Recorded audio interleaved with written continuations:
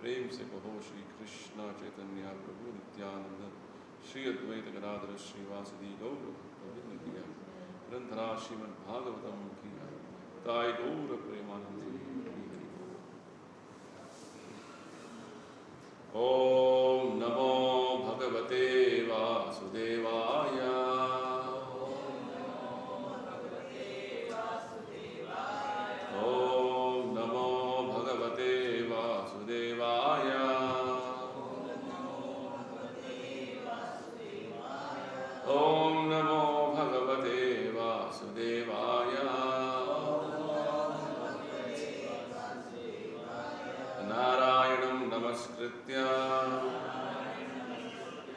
नरं चैव नरोत्तमं देवीं सरस्वतीं व्यासं ततो जयमुदीरयेत्।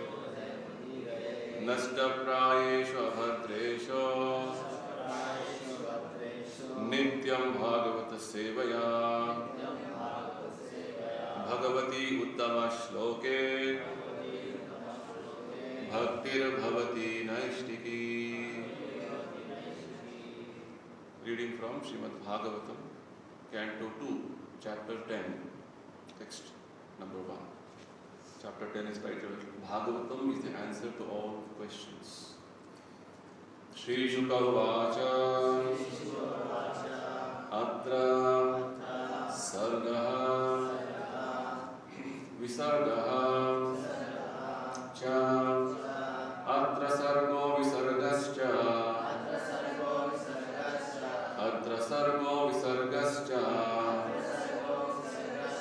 Sthanam Poshanam Utayah Sthanam Poshanam Utayah Sthanam Poshanam Utayah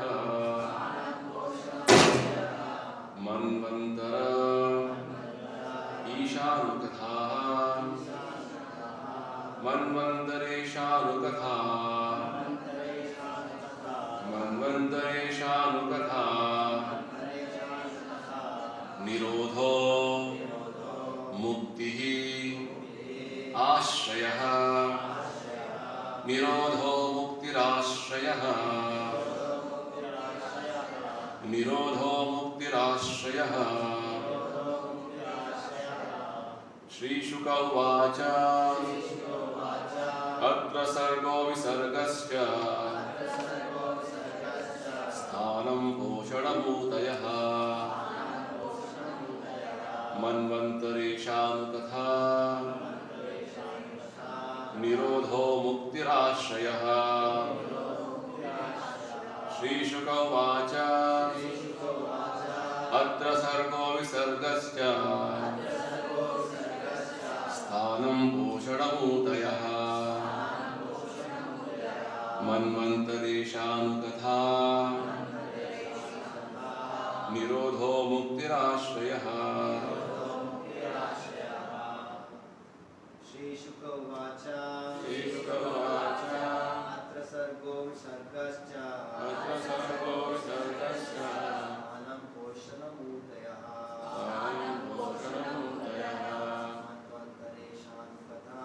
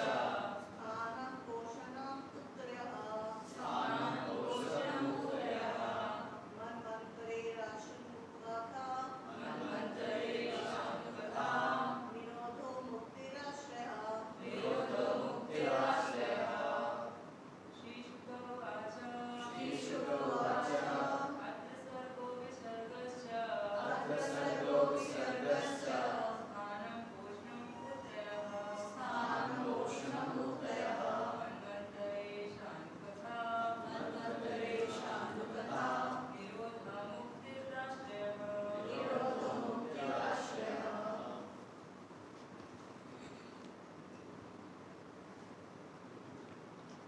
Shri Shuka Uvacha Shri Shukadeva Goswami said, Atra, in this Srimad Bhagavatam, Sargaha, statement of the creation of the universe. Visargaha, statement of sub-creation. Cha, also. Sthanam, the planetary systems. Poshanam, protection. Utayaha, the creative impetus. Manvantara, changes of Manu. Isha Anukathaha, the signs of God. Nirodhaha, going back home, back to Godhead. Muktihi, liberation. Ashrayaha, the Samam Bonam. Translation by His Divine Grace, A.C. Bhaktivedanta Swami Prabhupada ki Jai. Shri Shukadeva Goswami said, in the Srimad Bhagavatam, there are 10 divisions of statements regarding the following: the creation of the universe, sub-creation, planetary systems, protection with the Lord, the creative impetus, the change of Manus, the signs of God, returning home back to Godhead, liberation, and the Samam Bonam. I bring it verse 2 myself. Dashamasya Vishuddhyartham Navanamiha Lakshanam Varnayanti Mahatmanaha Shrutenarthena Chandasa. To isolate the transcendence of the Samam Bonam, The symptoms of the rest are described sometimes by Vedic reference, sometimes by direct explanation, and sometimes by summary explanations given by the great sages. Thus ends the Bhakti-Vedanta translation. Om Ajnanatimirandhasya Jnananjana Shalakaya Chakshurunmilitam Yena Tasmai Shri Gurave Namah. Nama Om Vishnupadaya Krishna Preshtaya Bhutale Srimate Bhakti Vedanta Swami Niti Namine Namaste Saraswati Deve Gauravani Pracharine Nirvisesha Shunyavadi Paschatya Deshkarine Jaya Sri Krishna Chaitanya Prabhu Nityananda Shri Advaita Gadadhara Shri Vasudi Gaura Bhakta Vrinda Hare Krishna Krishna Krishna Hare Hare Hare Rama Rama Rama Hare Hare.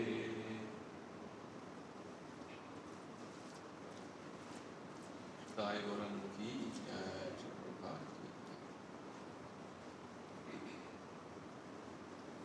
Just like in Bhagavad Gita, we have 5 topics. The whole Bhagavad Gita is describing 5 important topics. Anybody knows?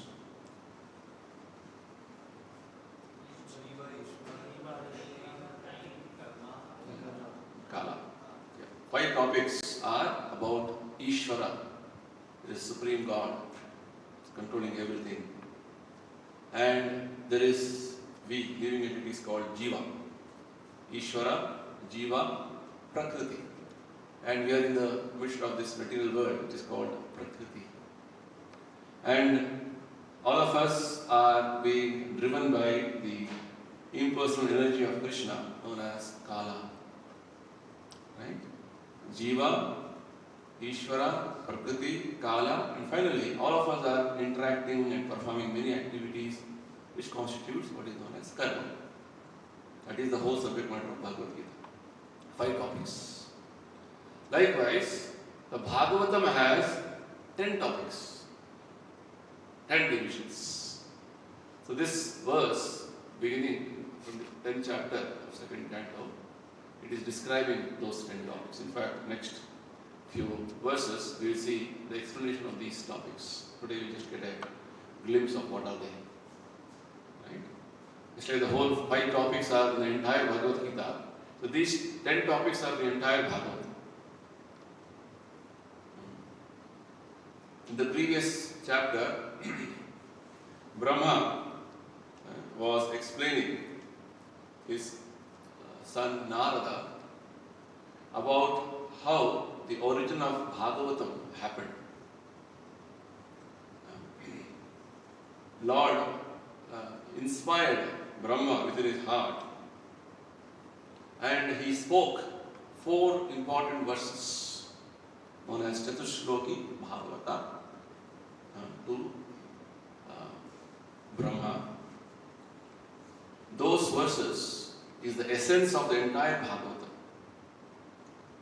Bhagavad Gita is a book of wisdom having 700 verses, 18 chapters.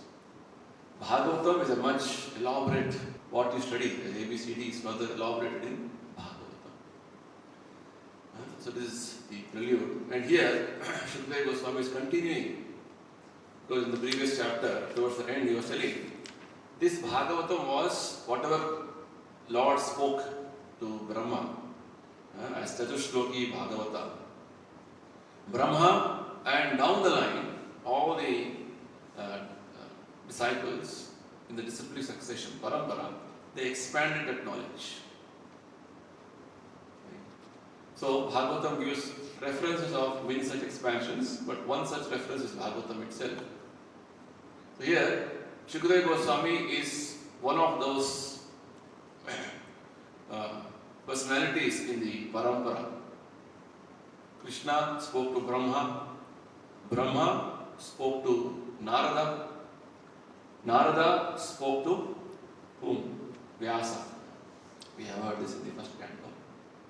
And Vyasa spoke to his son Shukadeva. So it's Shuka Uvacha.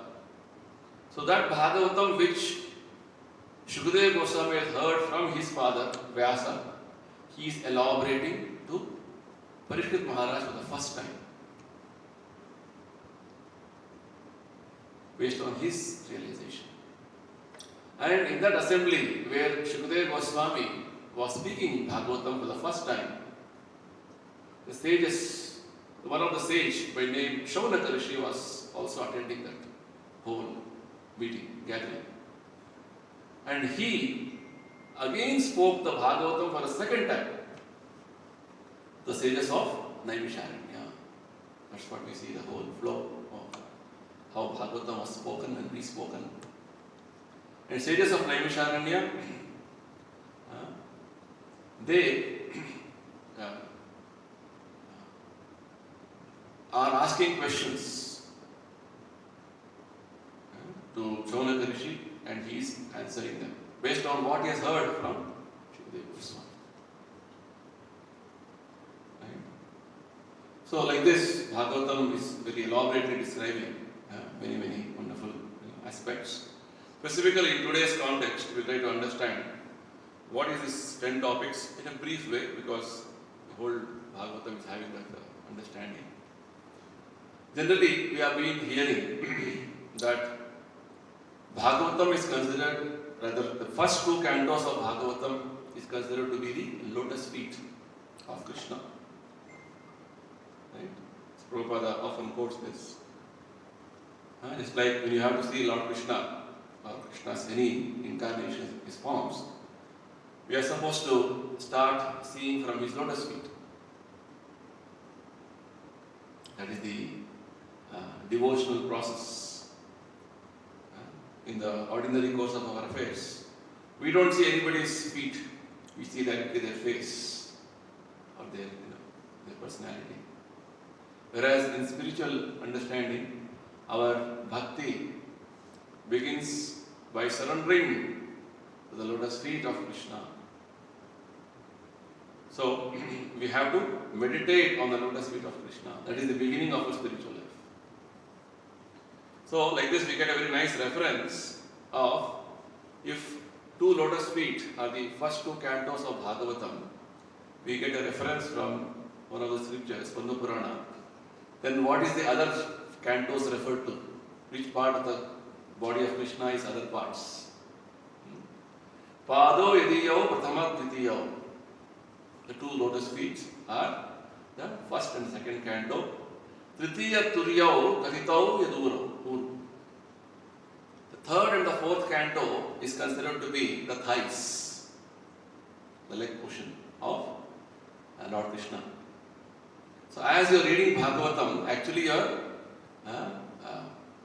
are remembering Krishna. Krishna's any part of the body is transcendental, is absolute. There is no difference between Krishna's lotus feet and Krishna's face, or Krishna's body, Krishna's mind. Absolute. In our case, there is a difference, because we are material conditioned. So the first and second canto are considered to be the lotus feet. Third and the 4th canto is considered to be the Katitau, thighs, Yaduru. Nabhis tatha panchama eva sashto. The Panchama, the 5th canto, is considered to be the navel. Then eva sashto bhujantaram dor yugalam tathanyo. The 6th canto is considered to be the chest, form of Krishna. And the arms of Lord Krishna are the 7th and the 8th cantos.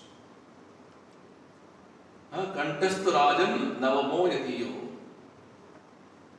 The Kantha, throat, is considered to be the 9th canto. Mukhara Vindam Dashama Prafullam.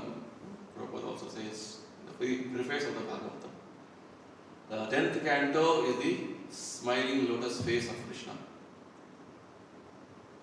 Right? Slowly, gradually we are progressing from lotus feet, thighs, to the navel, to chest, throat and lotus face. Ekadasho yasya lalata pattam. It's called lalata. We devotees chant some mantra while putting tilaka. Lalate Keshavam Dhyaye, on Lalata, on the forehead, we have to chant Kesh Om Keshavaya Namaha and put the tilaka. So like this, there are 12 mantras in different parts of the body. We have to put chanting different names of Lord Krishna. All this is described by Chaitanya Mahaprabhu very nicely. So like this, the forehead is called, is equivalent to the Ekadasha, that is the 11th canto. Shiropitu Dvadasha Ekabhati, and head is considered to be the 12th canto. See how wonderful it is. So if you read Bhagavatam, any canto, any verse, it is as good as you are worshipping Krishna. This is the understanding. That's right. In fact, Bhagavatam is only describing about Krishna, nothing else. No other description of religion, economics, politics, nothing. Only Krishna. The very beginning of the Bhagavatam it is mentioned. All such topics which are all deviating or diverting our attention are kicked out of Bhagavatam. Dharma projita kaitavotra paramo nirvassaranam sata. Only the pure understanding of Lord Krishna, his devotion and his devotees' reciprocation of love with Krishna is what is the subject matter of Bhagavatam. So, this is the Bhagavata structure which is very nicely described in the scriptures with regard to how we should consider Bhagavatam. Bhagavatam is Krishna only. So Prabhupada says, when you are reading Bhagavatam, every page of Bhagavatam literature is describing Krishna wonderfully. So you have to, Bhagavatam is like, just touch Bhagavatam, you are touching Krishna. That is the reference and type of a respect we should have. That's why Bhagavatam and all we should never keep on the floor. It is as good as Krishna. Morning I was seeing some devotees are keeping the prayer files down on the ground. It is disrespectful. Because the prayer files has Bhagavatam's prayers. Gita, Bhagavatam are supposed to be very highly regarded, highly respected. They're supposed to be sitting on the head, not on the floor. Right? It's like in the Sikh religion, the Granth Sahib is considered to be the God. Granth, Guru Granth. Because those are the words spoken by, divine words spoken by teachers there. Bhagavatam also has the same regard. Right?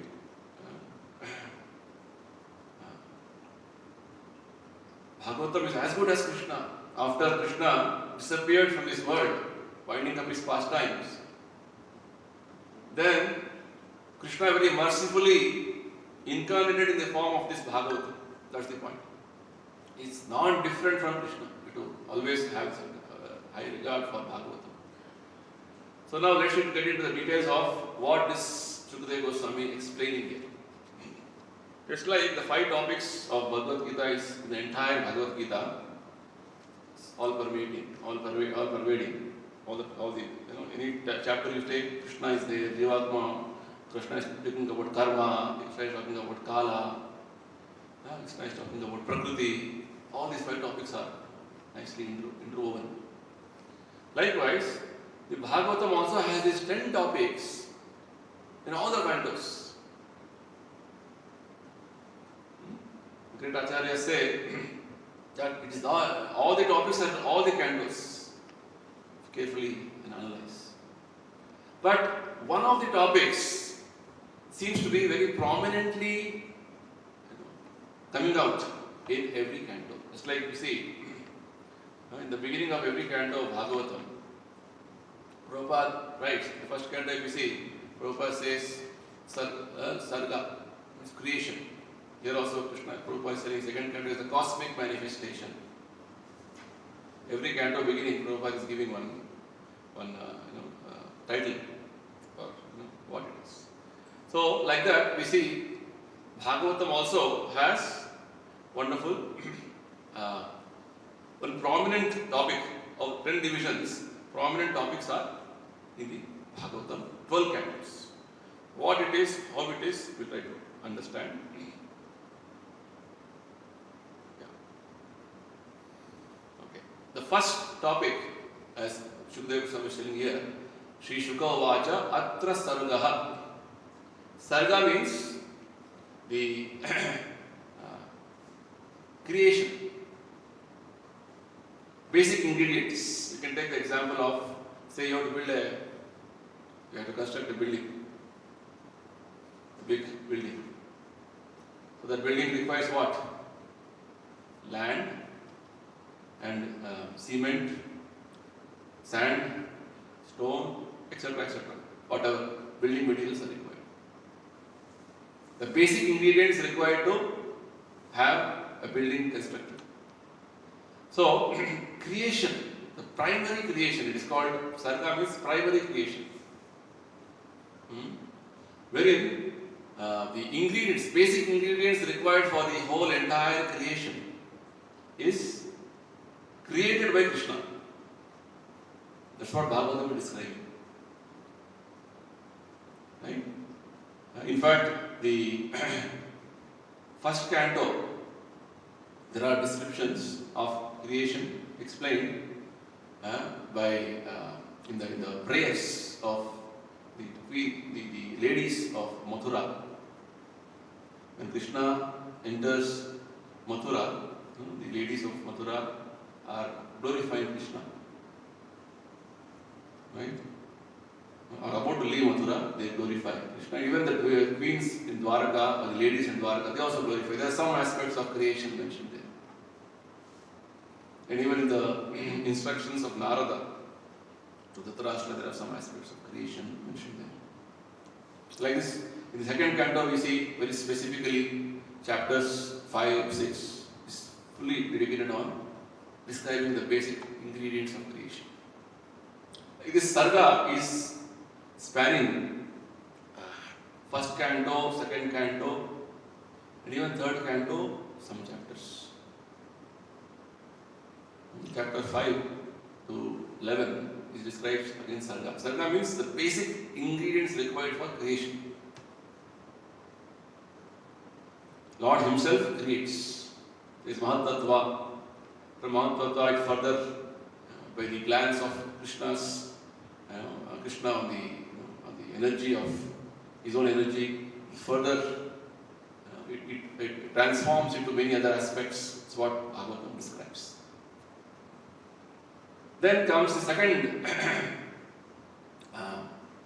topic known as prominently, I'm telling you, which first and second canto prominently is describing on these topics of Sarga.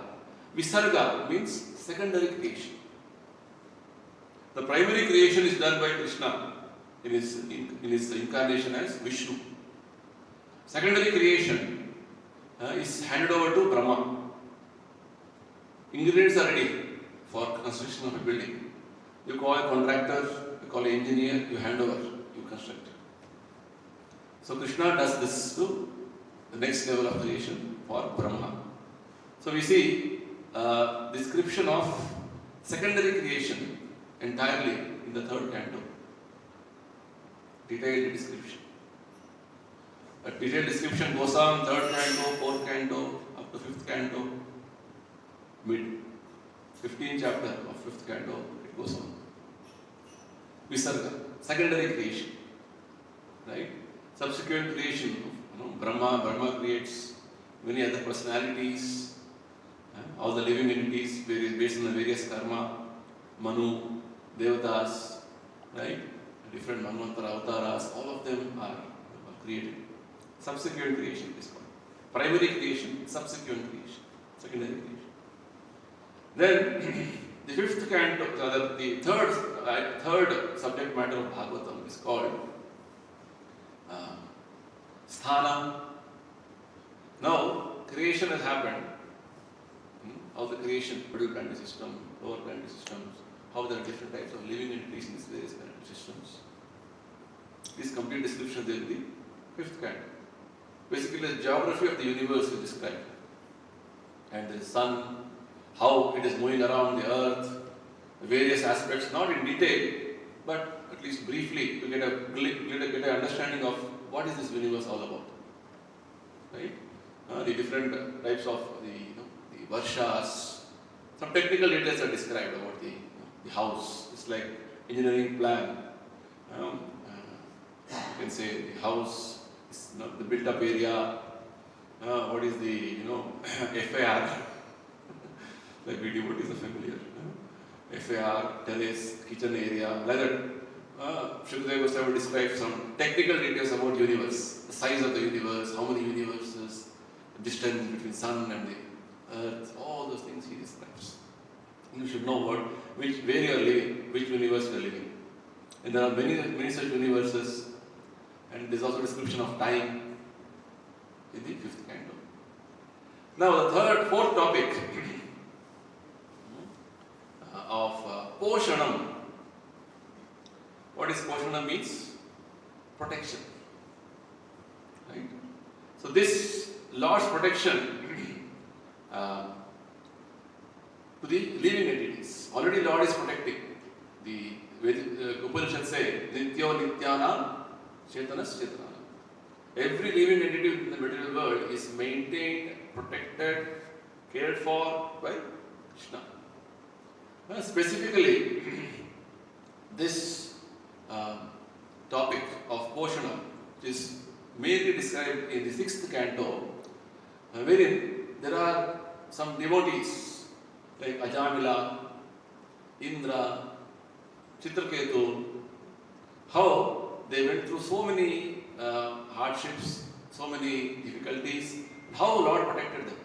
It is described. Poshanam. Okay. So of course we see other cantos also, but prominently we can see this topic of Poshanam in 6th canto. Next comes the 5th topic called Utayaha. Utayaha, Uti means the inclination, impetus. What is driving you? 16th chapter of Bhagavad Gita, Krishna explains about the 2 days of natures. Daivi guna, asuri guna. Some people have divine qualities, some entities have demoniac qualities. So we see the description of inclination. Who is the Devata? Who is having divine? What is the description of a person having divine quality? Vishnu Bhakta Bhave Daivaha. One who is worshipping Vishnu, he is considered to be divine or Devata. Asuras Tadiprayaha. Anybody who is against Krishna's devotion, they are called Asuras. So Uti basically means the auspicious inclination and the inauspicious inclination of the living entities. It's like Prahlad Maharaj story is there in 7th canto. Auspicious inclination, completely surrendered to Krishna. And exactly opposite is his father, Hiranyakashipu, totally demoniac, trying to kill his own son. And 7th canto also describes, majorly this first time of Prahlad, Narsimhadev. And also 7th canto describes about the 4 varnas and ashramas. The last 5 chapters describe about 4 varnas. All the mixed, call it some are like Brahmana, Kshatriya, Vaishya, Shudra, Brahmachari, Grahastha, Vanapastha, Sannyasa, all there are mixture in between. It's a range, you can say, gradation. Gradation of these qualities, auspicious and auspicious qualities. Right? Then comes the 6th topic called Manvantara. So, this whole creation of Krishna, especially the material world, when it is created, it is influenced by Kala, time. The time is calculated in terms of Brahma's days and nights. Krishna explains in Bhagavad Gita. Sahasra Yuga Paryantam Ahradya Brahmano Vidhu. 1000 cycles of Brahma's one day. Whether one day of Brahma, there are 1000 cycles of 4 yugas. Satya, Treta, Dvapara, Kali. Like this 1000 cycles constitutes what is Brahma's 12 hours one day. Likewise, 1000 cycles of Brahma's, rather 4 cycles, 4 yugas again constitute Brahma's night. So effectively there are 2000 cycles of 4 yugas in Brahma's day and night. Okay, night, no creation, is all completely rest for Brahma. 12 hours, no, shop is closed. Okay, so Brahma in the daytime, 1000 cycles. 1000 cycles of one day of Brahma, 12 hours of Brahma. 14 Manus come. Who are Manus? Manus are sons or personalities. Basically, the first Manu is son of Brahma only.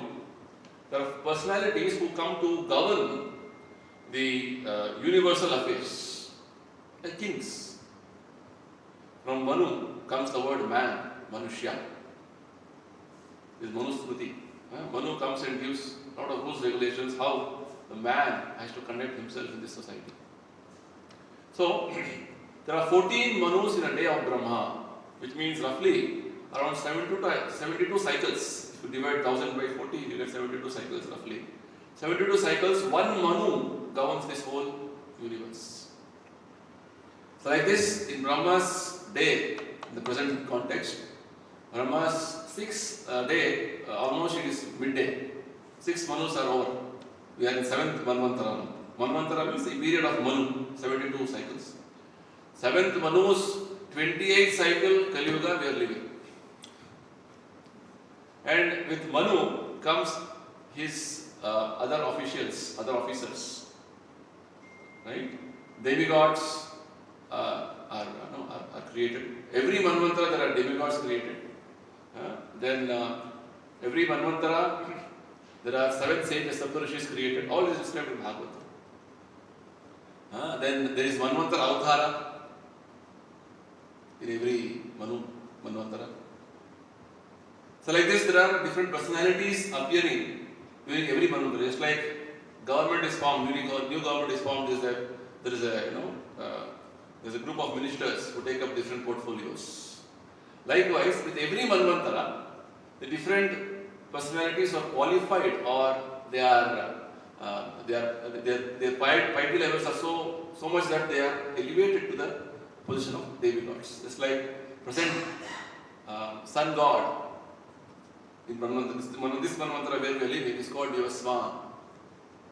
So these names of like say Indra, Chandra, Surya, they are all names of Devata positions. Brahma. Right? These positions, any personality can take this position. Specific names, according to specific personality who takes, is all described in these scriptures. So 8th canto specifically describes about Manvantaras. All the Manvantaras, from first Manvantara up to 14 Manvantara.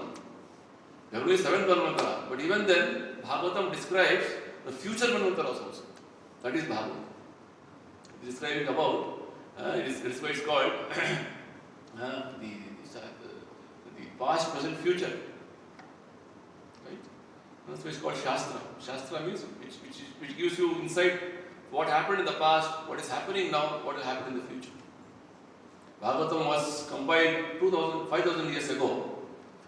Buddha was born only 2,000 years ago. See, Bhagavatam already predicted what is going to happen when Buddha comes. Or rather, Kali Yuga, what is going to happen, Bhagavatam has predicted already. That is called Shastra. Bhuta, Vartamana, Bhavishya. So, 8th canto specifically describes about the dynasties of Manus, activities of the Lord, right? All these things described. Manvantara Avatara, every Manvantara there is Avatara. It's like in the 6th Manvantara there was Kurma Avatara. Right? So every Manvantara there is an Avatara specifically described. Now, coming to the 8th topic, right? Ishan Katha. Not 8th topic, it is 7th topic, right? 7th topic. Sarga, primary creation. Visarga, subsequent creation or secondary creation. Sthana means the place where living entities will be placed, different positions, different places. Even in Earth, you see, some are born in this country, some are born in some other continent. All this is not in our control. It's all karmana deva netrana. Krishna's energy working in a different wonderful way. Based on karma, they are all placed. Sthanam, poshanam. After they are placed, they are all protected. They are properly taken care of. Topic 4, topic 5 was inclination. Based on inclination, you will be again given different opportunities for progress in bhakti and protection by Krishna again. Manvantara, then Ishanu Tatha.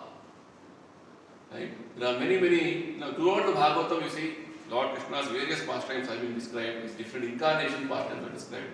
Specifically, in 9th canto, we see the various Manvantara avatars and other different incarnations, pastimes being described. Ishanu Katha means the top is related to Lord and Lord's devotees. When not only Krishna comes as an incarnation, he's interacting with his devotees. Right? That is called Ishanu Katha. This is the topic number 7. 8th topic, Nirodha. Nirodha, basically, this is basically the annihilation. Bhagavatam describes 4 kinds of annihilations. Right? There is, the universal annihilation.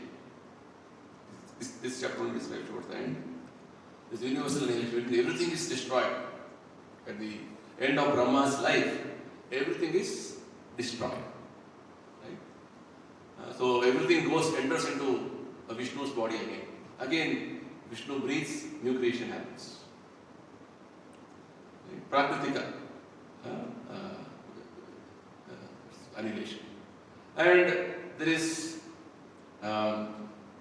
once in a while, some annihilations keep happening. It's like night of Brahma. There is some lower planetary systems are all annihilated. Right? Prakritika, Naivitika, and then there is something which is going on naturally. Many living entities are dying every day. Their body is annihilated and they get one more body. This is going on cyclically for all living entities. Every living entity has a lifespan. And finally, the annihilation of the living entity's existence in the material world. Atyantika it is called. Like these are technical terms, immediately don't know that. So, there are 4 types of annihilation described, Nirodha, in the Bhagavatam. And this Nirodha subject matter is described in the 12th canto in more detail. Now, next topic, 9th topic is called Mukti, liberation. Right? Topics of liberation. How you get liberated from this material world and you take complete shelter of Krishna. So all these topics of liberation, Mukti Hitva Anyatha Rupam, how to get liberated and how to be placed in liberation. The 2nd canto itself is mentioned in the previous chapter. Mukti Hitva Anyatha Rupam, Swarupena Vyavasthiti.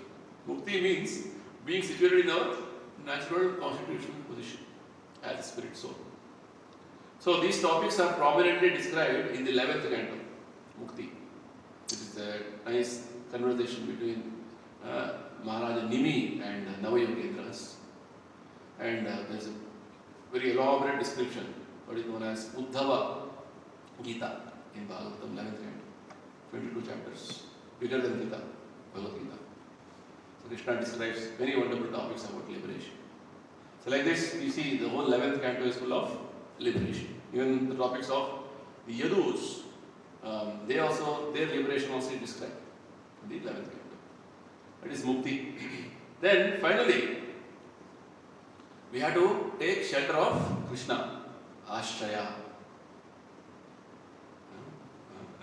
So the 10th canto is describing about Krishna, who is our ultimate shelter. All these different things, different subjects, what we describe now, Sarga, Visarga, Sthana, Poshana, Utayaha, Manvantara, Isha, all it is meant to take shelter of Krishna. shelter of Krishna is taken, then all the other topics, all the other different things you are doing is perfect. Otherwise, it is simply Shrama Evi Kevalam. Oh, I got a nice house, everything is good, I'm getting nice facilities here, all well. Then the purpose of life is to take shelter of Krishna is not happening, then what is the point? Because there are heavenly planets, there are subterranean planets. Bila Swarga it is called in Bhagavatam, 5th canto it is mentioned. They are more opulent than Swarga. Right? So going there is the destination. It's like people nowadays, they think, oh, going to different place, different country, where there is all nice, comfortable life, no pollution. Delhi is full of pollution. Right? We'll have a happy life. People think like that. But going there and you forgetting Krishna, no point. Wherever you go, you should have remembrance of Krishna always. So ultimate shelter is Krishna. That's why Bhagavatam, 10th canto is the biggest canto. And complete description of Krishna, starting from his appearance to his disappearance. 90 chapters are described, the biggest canto. Smallest canto is 2nd canto, 10 chapters only. Right? Other cantos, the chapters range between 10 to 33, 35. Whereas the Bhagavatam is like almost 3 cantos together, huge. So you have 4 books of 10th canto, 3 or 4 books. So 10th canto is very elaborately describing about Krishna's pastimes. So this is Bhagavatam. 10th chapter topic described, right? Creation, subsequent creation, place where we'll read the translation now with this contextual background. The Srimad Bhagavatam, there are 10 divisions of statements regarding the following: the creation of the universe, sub-creation, planetary systems, protection by the Lord, the creative impetus, the change of Manus, the signs of God, returning home back to Godhead, liberation, mukti, and samam bonam, ashraya. It's complete. Actual, as Krishna says in Bhagavad Gita 9th chapter. Gatir Bharta Prabhu Sakshi Nivasa Sharanam Sukrut. 9th chapter is a nice statement. I am the ultimate gati, ultimate destination. Nivasa, I am the ultimate residence, place of residence. That's why the Bhagavad Gita Prabhupada always mentions, back to Godhead, back to Godhead. That is the ultimate shelter for us. Krishna's abode is ultimate shelter. His lotus feet is ultimate shelter. And Chaitanya Charitamrita, Chaitanya Mahaprabhu, when describing to Rupa Goswami about the Bhakti Lata Bija, he says how Guru Krishna Prasade Pai Bhakti Lata Bija. Guru Krishna's mercy, very fortunate, living entity in the human form of life, Brahmanda Brahmite Kono Bhagyavan Jiva. He gets the seed of devotion, and if the seed of devotion is nurtured as per the Guru's Sastra directions, gradually that seed sprouts into a creeper, Bhakti Lata, and then gradually it goes out and goes further. It penetrates the coverings of this universe and reaches the shelter of Krishna, the shelter of lotus feet of Krishna. It goes to Goloka Vrindavana and takes shelter of Krishna lotus feet. Shelter, that is the ultimate purpose of your bhakti process, taking shelter of lotus feet of Krishna. Right? Bhajuhure mana Srinanda Nandana Abhaya Charanara Vindari. Nice, famous song which devotees sing as Kirtan. Our meditation should be constantly on, our mind should be constantly thinking on lotus feet of Krishna. Vajagure mana Srinanda Nandana Abhaya Charanara Vindari. Charana, Bhagwan's lotus feet. So this is the understanding. So like this, the different Bhagavatam's descriptions, different various references, we understand and we get a glimpse of what is there in Bhagavatam, what is being described in Bhagavatam. Right? So to isolate the transcendence of the Samam Bor, it's the next verse I'm reading the translation. Because transcendental shelter or the ashraya is completely divya. Janma karma chame divya. Right? Krishna's birth, Krishna's activities, Krishna's philosophy of his life is all transcendental. Right? So the Vedic literatures sometimes, Prabhupada said, Shukadeva was telling us here, that sometimes the reference of other line topics, creation, subsequent creation, universal understanding, everything is all described by Vedic inference, sometimes by direct explanation, sometimes by summary explanation by great sages. Which means sometimes people get into one more type of understanding and get lost. Somebody is an expert, astronomer, astrologist. You see many Jyotishis, all busy in, this graha, this nakshatra, this shani sitting on your head. So do this puja. So they are all busy in that calculation, but they have to understand all this is part of creation, Krishna's overall scheme. He has a scheme of things, universe is a scheme of things. They are not independently existing. Or people, are very much worried about different stories, yes. But stories are again connected to Krishna and his devotees. In the Bhagavatam, again, to give you inspiration, motivation and encouragement, yes, you have to follow in the footsteps of the devotees. And that's the understanding.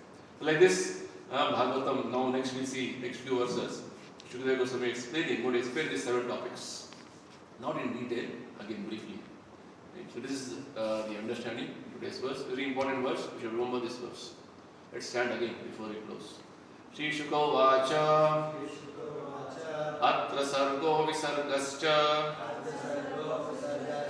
Sthanam Poshanamudayah Manvantareshan Katha Nirodho Muktirashrayah. Antara Srimad Bhagavatam ki Srila Prabhupada ki